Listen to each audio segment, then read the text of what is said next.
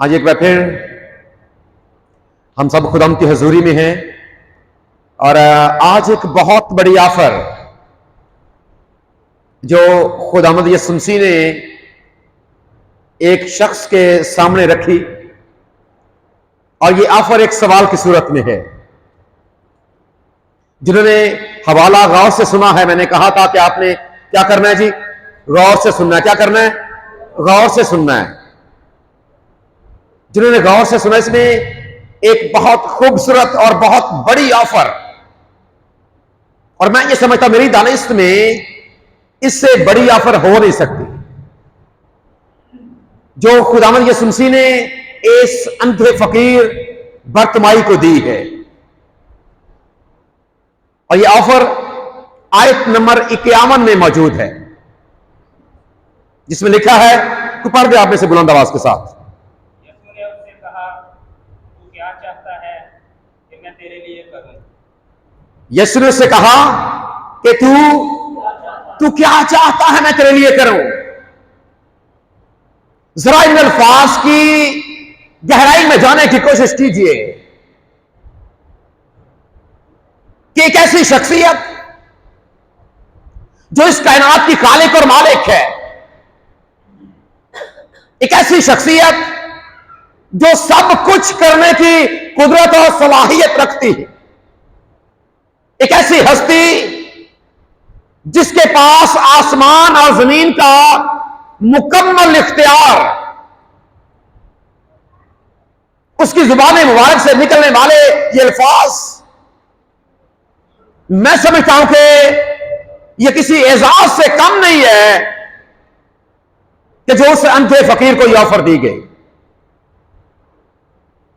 आखिर ऐसा क्या हुआ?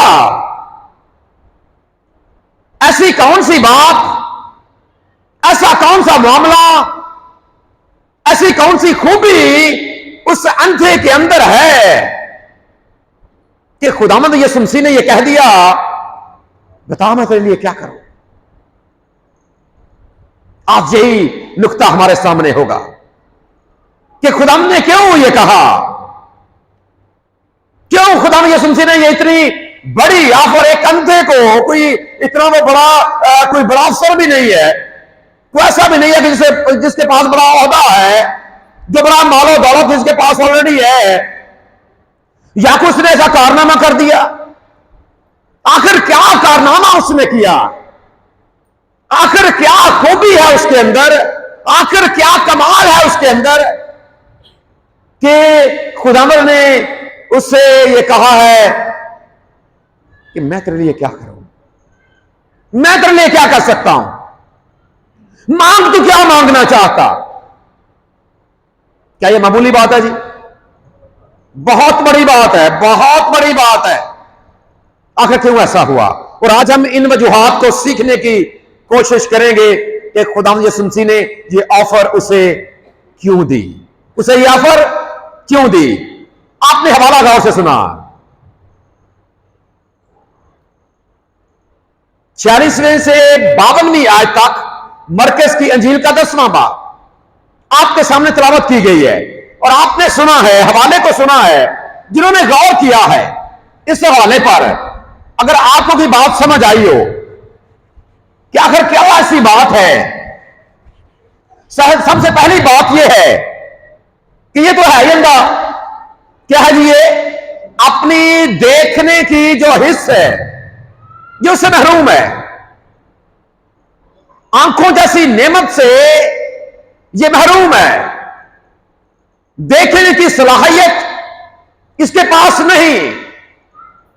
इसका रूटीन वर्क तो यह है, अपने घर से आता है, वहां पर बैठता है और वहां पर लोगों से पैसे मांगता है, शाम को उठता है, चला जाता है। यह जिंदगी की रूटीन है। लेकिन आज ऐसा क्या हुआ कि इसे ये अब कोई जो मांगने वाला है, फर्ज करें मांगने वाले हमारे भी इधर बड़े, आप मार्केट जाते हैं, आप कोई चीज खरीदते हैं, और आपने इस बात को महसूस किया होगा या इसका तजुर्बा किया होगा कि जब आप पैसे देने लगते हैं दुकानदार को या बकाया पकड़ते हैं, तो जैसे ही आपका पर्स आपके हाथ में खुलता है या आप पैसे बकाया आपके हाथ में आता है तो 2-3 हाथ आपके पास ऐसे आ जाते, होता ही ऐसा। और इतनी रूटीन है पाकिस्तान में, ये तो एक प्रोफेशन, और इस कदर ज्यादा कि आप ये अंदाजा नहीं लगा सकते। और एक अंदाजे के मुताबिक पाकिस्तान में तकरीबन 2.5 करोड़ से ज्यादा 2.5 करोड़ से ज्यादा प्रोफेशनल बैगर्स हैं जिन्होंने बतौर पेशा इसको अपना रखा। ये भी एक मांगने वाला। और अब एक मांगने वाले को जरा सोचें कि कोई आपसे 10 रुपए मांगता है या 100 रुपए मांगने वाला, अब मांगने वाले को लोग कितना देते, कोई 5 दे देता है, कोई 10 दे देता है, कोई 100, 50, 500, 1000 दे देता होगा। लेकिन अगर कोई बड़ी शख्सियत उसे यह ऑफर कर दे कि बता मैं तेरे लिए क्या करूं, वो मांगने वाला क्या मांगेगा? हो सकता है वो बड़ा घर मांग ले, हो सकता है वो कोई गाड़ी की डिमांड कर दे, हो सकता है कि अच्छी जॉब की डिमांड कर दे, या कोई इतना मांग ले, इतना मुझे इतना पैसा दे दे। जी, उसकी सोच हो सकती है। अब इस मांगने वाले को भी एक ऑफर यीशु मसीह ने दी है कि मैं तेरे लिए क्या करूं। क्यों, आखिर क्यों खुदा यीशु मसीह ने यह ऑफर उसको दी? जरा इन बातों को हमने सीखना है। सबसे पहली बात, क्योंकि आखिर जब हम सोचते हैं इसके बारे में तो दरअसल उसमें कुछ ऐसा है जो यीशु मसीह ने देख लिया। खुदा यीशु मसीह ने उसको दरअसल परख लिया है कि इसके अंदर कोई ऐसा कमाल है, इसके अंदर कोई ऐसी खूबी है, इसके अंदर वो सिफ्त है जो खुदावंद ने देख ली। हालांकि वो खुद नहीं देख सकता, लेकिन यीशु मसीह ने उसके अंदर वो चीज देख ली है। और उसी चीज की बिना के ऊपर, याद रखिए, जब आपको कोई ऑफर दी जाती है तो कोई भी आपको इतनी बड़ी ऑफर ऐसे नहीं दे देता। कोई भी आपको कोई ऐसी बड़ी ऑफर, आप कहीं पर जॉब करते हैं या आप कहीं पर कामकाज करते हैं और आपका जो मालिक है आपको कोई ऑफर देता है, तो ऑफर के पीछे यकीनन कोई ना कोई वजह होती है। वो आपकी किसी खूबी को देखता है, आपकी किसी काबिलियत को देखता है, आपको किसी कमाल को देखता। फर्ज करें आप किसी दुकान पर काम करते हैं और आप जब दुकान पर काम करते हैं, कोई आपका जो वर्कर है, आप ये देखते हैं कि अब ये कारीगर हो गया है, आप उसको ऑफर दे दे, भाई अब चूंकि तू कारीगर हो गया है, अब मैं तुझे इतना तेरा मुआवजा बढ़ा देता हूं। वो मुआवजा उसका भर जाता है। और ऑफर उसकी किस वजह से है कि अब वो कारीगर हो गया है, अब वो सारा काम कर लेता। किसी खूबी की बिना पर, किसी कारकर्दगी की बिना पर यह ऑफर दी जाती है। खुदा यीशु मसीह ने भी, याद रखिए, अगर ऑफर दी है तो ऐसे नहीं दे दी, ऐसे ये बात हवा में नहीं कर दी कि वो अंधे फकीर ने मांगा है और उसे यह ऑफर दे दी गई है, उसने हाथ फैलाया है कि मुझे कुछ दे दिया जाए, और खुदा ने आगे से ऑफर कर दी है कि बता मैं तेरे लिए क्या करूं, तू क्या मांग, जो कुछ मर्जी मांग ले। क्या खूबी है उसके अंदर, क्या कमाल है उसके अंदर। और बतौर एक ईमानदार हमने ये कंपैरिजन भी करना है कि हम में और उस अंधे फकीर में क्या फर्क है। क्या वाकई हमारे अंदर भी कुछ ऐसा होना चाहिए?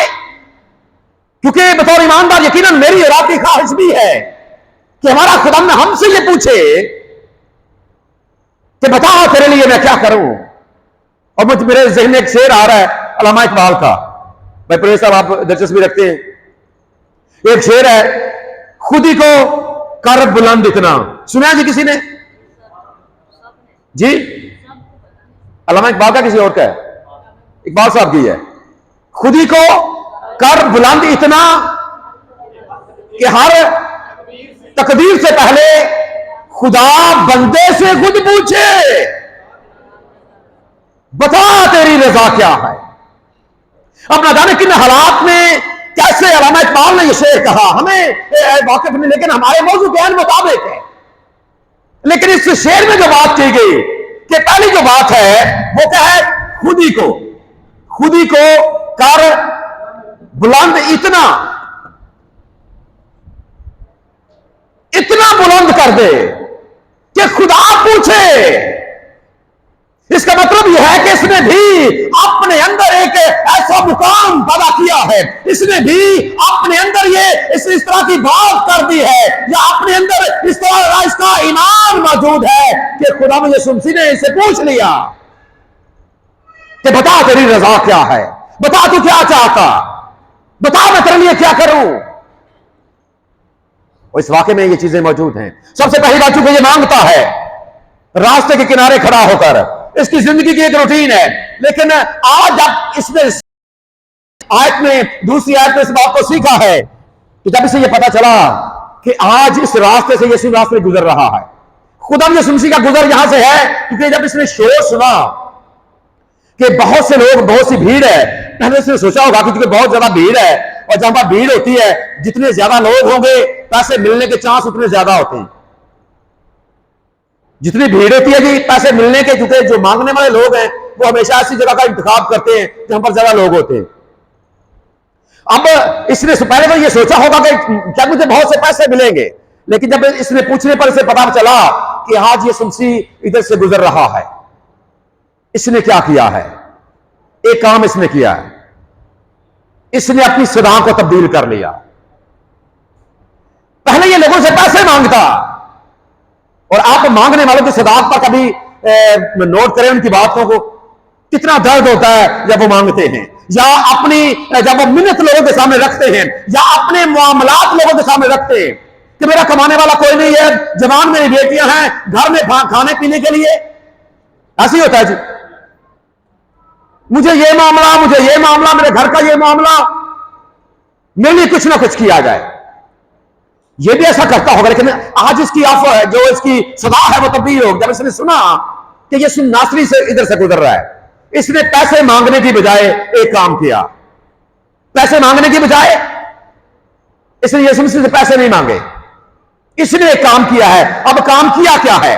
दरअसल जो काम इसने किया है वो एक दुआ है। वो क्या है जी? एक, अब इसकी दुआ है क्या? अगर आप पढ़े जी, क्या लिखा है? ए इब्ने दाऊद, ए यीशु मुझ पर रहम कर, मुझ पर रहम कर। बड़ी अहम बात है, बड़ी अहम दुआ है, बड़े खास लफ्ज हैं ये, मुझ पर रहम कर। ये वो दुआ है, ये वो दरखास्त है, ये वो मिन्नत है, ये वो समाजत है जो इस अंधे ने अपने खुदावंत से की है। क्या खुदावंत, तो मुझ पर क्या कर, मुझ पर रहम कर। अब जब इसने ये काम किया है, तो इस काम करने के साथ ही रुकावटें इसके रास्ते में आना शुरू हो गई। अब रुकावटें क्या हैं कि लोगों ने क्या किया? इसको डांटा है, बहुतों ने। कितनों ने जी? याद रखें अपनी जिंदगी में, जब कभी आप अपने खुदा की जानिब कदम बढ़ाते हैं, कई बार जब आप अपनी जिंदगी में यूं टर्न लेते हैं, अपनी गुनाह आलूदा जिंदगी को छोड़कर आप अपने खुदा की जानिब जाते हैं, तो बहुत से लोग जो पहले आपकी सोसाइटी का हिस्सा रह चुके होते हैं, जो आपके साथ महफिलें सजाने वाले होते हैं, दोबारा आपको ऑफर करते हैं, छड़ केड़े कम लगते हैं, ओ भाई किथे खुदा वाल किथे टुर पे हैं, ठीक ही कम। बहुतों ने डांटा है, अब डांटा क्या? अब जब हम मार्केट की बात करते हैं, फर्ज वहां पर कुछ शख्स बैठा है, साथ दुकान वाले भी हैं, साथ को ठेली वाले भी हैं, साथ को रेड़ी वाले भी हैं, साथ कुछ और मांगने वाले भी हैं। जब इसने खुदावंद यीशु मसीह को पुकारा है, आप भी याद रखें, जब अपने रास्ते को तब्दील करके, अपनी रोजमर्रा जिंदगी की रूटीन को तब्दील करके जब आप भी खुदा की जानिब जाते हैं, रास्ते में इब्लीस की जानिब से रुकावटें आती, लेकिन जब तक आप उन रुकावटों को अबूर नहीं करते, आप कभी भी अपनी जिंदगी का मकसद पा नहीं सकते। और ऑफर्स हमेशा उनको ज्यादा होती है इस तरह की इब्लीस की जानिब से, जो खुदा की जानिब अपने कदम बढ़ाते हैं। और कई बार ऐसा होता है कि लोग तौबा करके दोबारा से फिर अपनी उसी रूटीन में वापस आ जाते हैं, फिर गुनाह आलूदा जिंदगी में वो चले जाते हैं, फिर वही महफिलें शुरू कर देते हैं, अपने वही रूटीन के काम करने शुरू कर देते हैं, वही चोरीकारी शुरू कर देते हैं, वही हरामकारी शुरू कर देते हैं, वही नशेबाजी शुरू कर देते हैं। रुकावटें रास्ते में आती है, लेकिन सबसे पहला काम इसने क्या किया है कि इसने, पहली बात यह है कि खुदा से दुआ की है। पहली बात क्या किया जी? इसने क्या किया है? दुआ की है। और दूसरी बात, जो रुकावटों को इसने अबूर किया है। क्या किया है? इसने रास्ते में आने वाली रुकावटों की परवाह नहीं की, दूसरी बात है रुकावटें जो उसके रास्ते में आई हैं, अबूर किया है इसने। और ये बड़ी अहम बात है, ये सबक है मेरे और आपके लिए। और क्या आप समझते हैं कि जब लोग उसको डांट रहे होंगे, खुदावंद ने इसकी आवाज को सुना है कि ये मुझसे रिक्वेस्ट कर रहा है, तो क्या खुदावंद ने उनकी आवाजों को नहीं सुना होगा जो उसको डांट रहे होंगे? यीशु मसीह देख रहे हैं कि किस तरह लोग इसको डांट रहे हैं, लेकिन बहुतों ने डांटा है। जब याद रखिए, आप कदम बढ़ाते हैं खुदा की जानब, टांगे खींचने वाले, आपकी हौसला अफजाई करने वाले काम और टांगे खींचने वाले ज्यादा होते हैं। टांगे खींचने वाले ज्यादा होते हैं। लेकिन अगर आप अपने मकसद से हट जाएंगे, अगर आप उनकी बातों में आ जाएंगे, अगर आप उन रुकावटों को अबूर नहीं करेंगे, तो आप अपनी जिंदगी में कभी अपने मकसद में कामयाब नहीं हो पाएंगे। इसने इन रुकावटों के बावजूद आगे क्या लिखा है? और भी याद रखें, ये रुकावटें रास्ते में आएंगी, लेकिन जब तक आप इन पर गलबा नहीं पाएंगे। अभी कल रात में जब मैं फिरोजवाला में कन्वेंशन पर था, वहां पर मैंने एक नुक्ता बयान किया, गलबा पाना। और उसके लिए जो यूनानी लफ्ज है नए अहनामे में, रोमियो के खत के 8वें बाब की 35वीं आयत में, वहां पर लिखा है हाइपरनेटोम। उनकी देवी थी जो नाइकी, और आज आप भी नाइक का निशान आपने देखा होगा शूज के ऊपर, स्पोर्ट्स वेयर के ऊपर। ये बड़ा मशहूर, बड़ा महंगा ब्रांड है जिसका ये इस तरह का टिक निशान है, जिसका ये देवी थी यूनानियों की, जो सदामंती की देवी थी। और हाइपर का मतलब है सुपर, इससे कहीं बढ़कर। जिस तरह आप देखते भी हैं कि अक्सर जो बड़े बड़े मॉल्स हैं उनको उसके बारे में कि ये हाइपर मार्केट है। कौन सी मार्केट है जी? हाइपर मतलब सुपर मार्केट, दूसरों से ये बड़ी है, बड़ी मार्केट के बारे में। सो ये गलबा, जब याद रखें आपका गलबा इससे बढ़कर होगा। अपनी इसकी रुकावटों को आप अबूर करेंगे। रुकावटें तो आएंगी, लेकिन जब आप इनको अबूर कर जाते हैं, जब आप फतहमंद होते हैं, फिर अपने मकसद को पाते हैं। और इस अंधे ने भी ये किया, और खुदावंद ने ना सिर्फ ये देखा कि इसने दरखास्त भी मेरे से की है, और इसने रुकावटों को भी क्या किया है। हालांकि अंत है खुद से तो बता रहा, सिर्फ ये इसने पुकारा ही है, आवाज ही देता रहा है, खुदा मुझ पर रहम कर। लोगों ने डांटा है, लेकिन ये और भी ज्यादा चिल्लाया ताकि मेरी आवाज शोर के बावजूद कहां तक पहुंच जाए। और यह तो नहीं लिखा गया कि किसी और की आवाज पर खुदा ने यस किया है, या उनकी आवाज को सुना है, या उनका उसका नोटिस लिया है। लेकिन यह जरूर बाइबल में लिखा है कि खुदावंद ने इसकी सदा का नोटिस लिया है, इसकी दुआ का नोटिस लिया है, इसके अल्फाज का नोटिस लिया है, इसको जाना है। अहम बात है। पहली बात खुदावंद से दुआ की है, दूसरी बात रुकावटों को अबूर किया है। अब जब रुकावटों को अबूर किया है, तो जब इसने ये सदा की है कि खुदा मुझ पर रहम कर, और आगे जाकर इसने कहा खुदा ये कि जब हमने कहा था कि मैं तेरे लिए क्या करूं, इसने कहा कि ये कि मैं बीना हो जाऊं। अब इसने कभी अपनी जिंदगी में, हमने पहले इस नुक्ते को सीखा भी है, 2-3 बार पहले हमने इस नुक्ते को सीखा भी है, जब 2 अंधों की बात हो रही थी कि खुदा ने जब उनसे ये कहा, तो आप इस बारे में जानते हैं कि उन अंधों ने भी, और इससे ये भी अंधा है, बट भाई भी क्या है जी, अंधा है। इसने कभी देखा नहीं है कि खुदा ने किसी अंधे की आंखों को खोला है। इसने अपनी आंखों से देखा, लेकिन सुन रखा है। क्या है जी? सुन रखा है। और यही सुनना, आंखों से नहीं देखा, लेकिन यही सुनना कि इब्ने आदम जो इब्ने दाऊद है, वो जन्म तक के अंधों की आंखों को खोल देता। और यही सुनना, इसने अंधों के बारे में भी सुना होगा, इसने लंगड़ों के बारे में भी सुना होगा, इसने बहरों के बारे में भी सुना होगा, इसने मुर्दों में से जिंदा होते हुए लोगों के बारे में भी सुना होगा, इसने अर्तीबस के बीमार के बारे में भी सुना होगा। और यही सुनना इसके अंदर ईमान पैदा कर गया। क्या क्या पैदा कर गया जी? इसके अंदर बस ईमान सुनने से पैदा होता है, और सुनना। और जब ये इसने सदा लगाई कि ऐ लफ्ज यहां पर क्या है कि ए इब्ने दाऊद मुझ पर, यीशु मुझ पर रहम कर, मुझ पर रहम कर। ये याद रखें, ये सिर्फ लफ्ज नहीं है,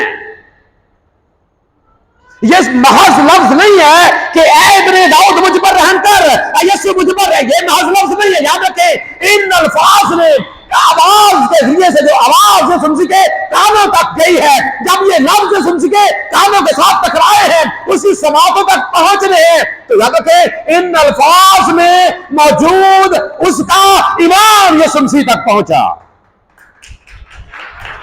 सिर्फ ये लफ्ज नहीं है, और ईमान भी ऐसा नहीं, गैर मुतजलजल ईमान, जो डामाडोल ईमान नहीं है, जो रुकावटों को देखकर घबरा जाता है, वो ईमान नहीं है। ये समझने ने महसूस किया है इसकी आवाज के आवाज में से, क्योंकि आवाज याद रखे एक मीडियम है, एक जरिया है। अभी मैं बोल रहा हूं, आप सुन रहे हैं, मेरी आवाज आपके कानों तक पहुंच रही है, जो कुछ मैं बोल रहा हूं आपको समझ आ रही है कि मैं क्या बोल रहा हूं। अब जब इसने भी बोला है आवाज के जरिए से, इसकी आवाज में मौजूद, इसकी आवाज में मौजूद इसका दर्द, इसकी आवाज में मौजूद इसका रोना चिल्लाना, इसकी दरखास्त, इसकी मुसीबत, इसकी परेशानी, इसके दिल की तमन्ना, इसके दिल की आरज़ू, वो खुदाम तक पहुंची है। और इन्हीं अल्फाज में इसका ईमान भी खुदाम तक पहुंच गया है, क्योंकि जिस अंदाज के साथ, जिस तरीके के साथ इसने अपनी दरखास्त अपने खुदाम के हजूरी में पेश की है, यही इसका अंदाज और यही इसका गैर मुतजलजल ईमान।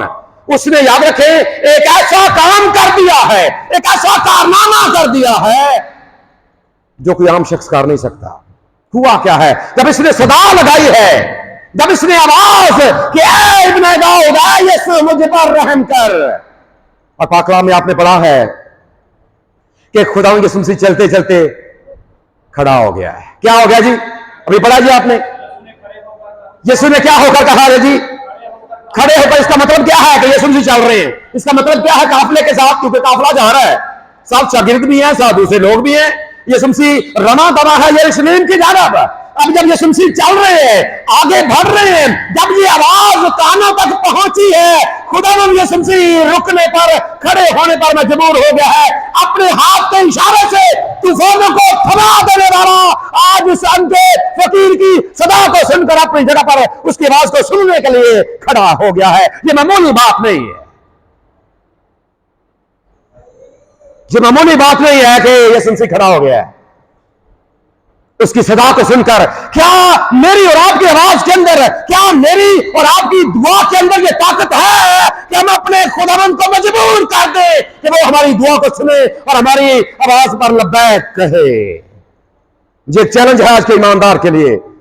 जरा अंधे फकीर का और अपनी दुआया जिंदगी का जायजा ले लें, अपने मुतल्लिक जरूर सोचें। इसने यीशु मसीह को खड़े होने पर मजबूर कर दिया है। क्या आप समझते हैं ये मामूली बात है? गैर मामूली बात है कि खुदावंद उसकी आवाज सुनकर, उसकी सदा को सुनकर, उसकी आवाज को सुनकर खुदावंद अपनी जगह पर खड़ा हो गया है। और कहा क्या है? उसे बुलाओ, उसे बुलाओ, इसलिए कि मुझे पता चल गया है कि इसके अंदर जो इसका ईमान है, इसके अंदर वो ईमान है, क्योंकि इसकी अपनी जुबान मुबारक के लफ्ज हैं कि राई के दाने के बराबर ईमान से पहाड़ को हटाया जा सकता है। और जिस ईमान से याद रखे आप पहाड़ों को हटा सकते हैं, तो याद रखें उसी ईमान की बदौलत पहाड़ों को बनाने वाला भी आपकी आवाज को सुन सकता है। शर्त आपका ईमान है, और सिर्फ ईमान नहीं, गैर मुतजलजल डामाडोल ईमान नहीं, पक्का पुख्ता ईमान यीशु मसीह को यकीनन खड़ा होने पर मजबूर कर सकता है।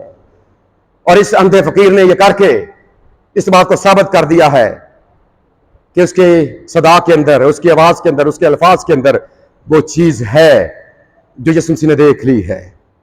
आम लोगों ने नहीं देखा, लेकिन यीशु मसीह ने इसीलिए पैगाम भेजा है कि उसको क्या करो, उसको बुलाओ। और जब उसने बुलाया, याद रखिएगा यीशु मसीह ने यह ऑफर दी है। एक और बड़ी खूबसूरत जो अगला नुक्ता है, इसने एक और काम किया। यीशु मसीह ने कहा तो इसको बुलाओ, तो एक और काम इसने किया। वो काम क्या है जी? अपना कपड़ा फेंक कर, अपना कपड़ा, कौन सा कपड़ा फेंक दे? जो उसने पहना हुआ था, जिसके ऊपर बैठकर वो बीक में, उसका रोजी का अड्डा है। क्या जी? उसका रोजी का अड्डा है। कपड़ा जब फेंका है, और आपको पता है जब कोई आपने मंजर देखा होगा, जब लोग बैठकर मांगते हैं तो लोग उनके कपड़ों के ऊपर क्या करते हैं? पैसे रखते चले जाते हैं। अब जब कपड़ा फेंका है तो जो उसके ऊपर सिक्के हैं, क्या लिखा कि जेब में डालें? उसे इस बात का इल्म है कि अब मुझे सिक्कों की, जब मेरी आंखें ठीक हो जाएंगी मैं कमा लूंगा। सारी दुनिया लोग मुझे सारी जिंदगी में मांगता रहा, आज मुझे इन सिक्कों की जरूरत नहीं है। अपना कपड़ा, अपना रोजी का अड्डा छोड़ दिया। इतनी बड़ी कुर्बानी, इतनी बड़ी बात। क्या कभी आपने इस बुलावे को, कि जब आपका खुदावंद आपको बुलाता है, क्या आप इतनी बड़ी कुर्बानी देने के लिए तैयार है? कौन सा काम, कौन सी बात आप छोड़ने के लिए तैयार हो जाते हैं और झट से छोड़ देते हैं? कभी जरा अपने गिरबान में झांक कर देखें, क्या छोड़ते हैं हम अपने खुदा के लिए? इसने क्या किया है? यीशु मसीह की आवाज पर पहले इसने आवाज लगाई है, खुदावंद रहम कर। जब उसने बुलाया है, इसने अपना कपड़े फेंक दिया, रोजी का अड्डा एक तरफ रख दिया। और यह छोड़ना इतना आसान नहीं होता। हाँ, जरूरी नहीं है कि सारे अपनी रोजी छोड़ दें। यहां पर यह इशारा बिल्कुल नहीं है। यहां पर जब इसका इतलाक मैं अपनी जिंदगी पर करता हूं, मामूली बात नहीं थी मेरे लिए ये बड़ा फैसला करना। वापड़ा छोड़ना मेरे लिए आसान नहीं था। लेकिन याद रखें, जब आपके अंदर कोई ऐसी चीज होती है, जब आपके अंदर, मुझे एक बार किसी ने सवाल भी किया कि आपने ये कैसे कर दिया था, आपने ये कैसे कर लिया? और मैंने कहा कि मैंने अंधे कुएं में छलांग लगाई थी, इस ईमान के साथ कि मैं जिसके लिए ये छोड़ रहा हूं, उसके हाथ नीचे मुझे संभालने के लिए, हालांकि वो हाथ मुझे नजर नहीं आ रहे थे। मुझे पता था कि हाथ नीचे मौजूद है मुझे संभालने के लिए, हालांकि अंधे कुएं में कुछ भी हो सकता है। लेकिन आपका ईमान आपको यकीन दिलाता है जो चीजें आपने देखी हुई नहीं है। इब्रानियों का मुसन्नफ क्या लिखता है 11वें बाब की पहली आयत में, कि ईमान किस चीज का सबूत है? अनदेखी। कौन सी चीजें? अनदेखी चीजों का सबूत है। और इस अंधे के पास भी वो चीज है, देखा कुछ नहीं है, लेकिन इसने देखा कुछ नहीं, लेकिन इसके ईमान में वो बात है, इसलिए अपने वो सब कुछ फेंका है। आप जरा सोचे, मैं और आप, अगर ये उसको इतनी बड़ी ऑफर दी गई, मैं और आप चाहते हैं कि नहीं हमें भी हमारा खुदावंद ऑफर दे, क्या छोड़ते हैं? मामूली से मामूली काम हम छोड़ने के लिए, घर की जो जिम्मेदारी है वक्ती तौर पर एक तरफ रखने के लिए तैयार नहीं है। अपना टाइम देने के लिए बचा कुचा टाइम खुदा को देते। टाइम है आते इबादत कर ली, नहीं तो फिर ना सही। अगर बची कुछ चीजें खुदा के लिए हैं, अगर बची कुछ चीजें आपके पास टाइम है तो दे लिया, नहीं तो कोई बात नहीं, कोई और काम देखे। किस चीज पर आप इसकी एप्लीकेशन करेंगे? क्या छोड़ सकते हैं? क्या गुनाह छोड़ सकते हैं? कौन सा गुनाह जो रुकावट है, जिसके ऊपर आप बैठे हुए हैं और वो आपका पीछा नहीं छोड़ रहा? आवाज तो देते हैं खुदा मुझ पर रहम कर, लेकिन गुनाह छोड़ते नहीं है। इसने छोड़ा है। मुझे सबक है मेरे और आपके लिए, खुदावंद ने ऑफर दी है। अब यीशु मसीह को पता चल गया है, इसने अपनी रोजी भी तरक कर दी है, इसलिए सब कुछ छोड़कर, ये मेरी आवाज सुनकर आ गया है, सब कुछ छोड़कर आ गया। उसने संभाल भी लिया है।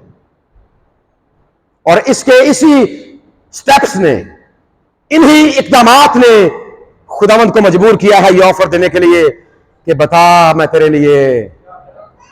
ऑफर बनती है कि नहीं बनती जी? जब आप ऐसा करेंगे तो यही ऑफर आपके लिए भी है।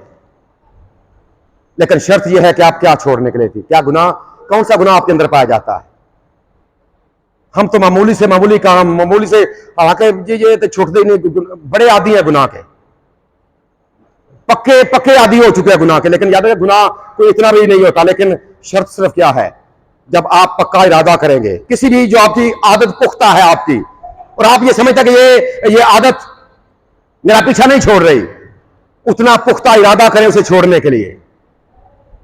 क्या आप समझते हैं कि इसने नहीं सोचा होगा कि मैं अपने रोजी का अड्डा छोड़ रहा हूं, लेकिन इसका ईमान था कि जिसके लिए छोड़ रहा हूं वो मुझे क्या कर लेगा, संभाल लेगा, वो मुझे क्या कर लेगा।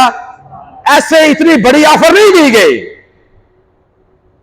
हम ये तो चाहते हैं कि हमें ऑफर दी जाए, हमारा खुदा हमारे लिए भी सब कुछ कर दे, लेकिन उसके लिए तरक क्या करते हैं, नशा छोड़ने के लिए तैयार है, गलियों बाजारों में बेकार बैठना छोड़ना तैयार है, सड़क पर आवारागर्दी करना छोड़ने के लिए तैयार है। हमारी नौजवान नस्ल के लिए चैलेंज है। मोबाइल पर सारी सारी रात गुजारना छोड़ने के लिए तैयार है। फिजूल पैसे बेकार जो इधर हम करते हैं छोड़ने के लिए तैयार है। क्या छोड़ेंगे खुदा के लिए? जब तक आप नहीं छोड़ेंगे तो फिर खुदा कैसे आपको ऑफर देगा? जरूर आपने इस बात को चैलेंज के तौर पर लेना है, और आपका खुदा आज आपसे मुखातिब है कि बता बेटे मैं तेरे लिए क्या करूं, बेटी मैं तेरे लिए क्या करूं, क्या डिमांड है आपकी। लेकिन उससे पहले अपने अंदर वो गैर मुतजलजल ईमान पैदा करें, अपने अंदर इस अंधे बरतुमाई जैसा ईमान पैदा करें, क्योंकि जब आप इसने सुना था, सिर्फ सुना था, आप तो देखते भी है, खुदा ने आपको आंखें भी दी हैं। आपकी जिंदगी के अंदर जो भी कमी पाई जाती है, पाक कलाम में लिखा है, अगर आप मुकाशवे किताब का तीसरा बाब उसकी पहला बाब तीसरी आयत पढ़ते हैं, वहां पर लिखा है इस नबूवत की किताब का आप पढ़ भी सकते हैं, पढ़ने वाला भी, सुनने वाला भी, उस पर अमल करने वाला भी। अगर आप ये काम करना शुरू कर देंगे, आपके अंदर भी जब पाक कलाम अंदर ठहरेगा, आपके अंदर भी ऐसा गैर मुतजलजल ईमान पैदा हो जाएगा, और इसी ईमान की बुनियाद पर फिर आपके लिए भी वो कुछ हो जाएगा जिसके आप हकदार और तलबगार हैं, जो इस अंधे फकीर के लिए कर दिया गया। जब ये पास आया है तो इसने मांगा कि मुझे ये खुदा कि मैं बीना हो जाऊं, इसको आंखें खुदा ने दे दी हैं। और एक और बड़ी अहम बात इसकी जिंदगी में वो ये, एक और चले छोटा नुकता वो ये, कई बार हम क्या होता है कि हम दुनिया छोड़ देते हैं, लेकिन सॉरी अपना खुदा को छोड़ देते हैं, दुनिया नहीं छोड़ते। हम क्या करते हैं जी, हम खुदा को छोड़ देते हैं लेकिन दुनिया नहीं छोड़ते। ईसाओं को हम बुरा भला कहते हैं, ईसाओं को हम बुरा भला कहते हैं। क्यों कहते हैं?